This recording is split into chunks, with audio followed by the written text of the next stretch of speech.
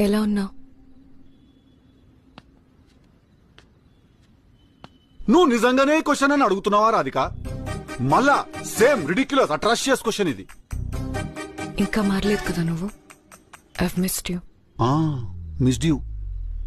నన్ను మిస్ చేసినావా? నన్ను టార్చర్ చేసుడు మిస్ చేసినావా? నిన్నే మిస్ చేశాను. నిన్ను మోసం చేశాను కదా అని నువ్వు నా మనసులోంచి లేకుండా పోవు. మన ఇద్దరి గురించి ఆలోచించాను. మన ఇద్దరు స్టోరీ వేరేలా ఉంటే బాగుండేదేమో అని అనుకోని రోజు లేదు. అవ్వా కూడా నింటే ఏమనుకుంటాడు తెలుసా? పాపం ఈ పిల్లగాడు వాళ్ళ ఇంటర్ కాస్ట్ ఇష్యూస్ వల్ల వాళ్ళ తల్లిదండ్రులు ఒప్పుకోకపోతే వాళ్ళు పాపం ఈ ఇట్లా విడిపోయిన అమర ప్రేమికులు అనుకుంటాడు వాళ్ళు. లేదు నీకేమైనా మెమరీ లాస్ ప్రాబ్లం ఉన్నదా?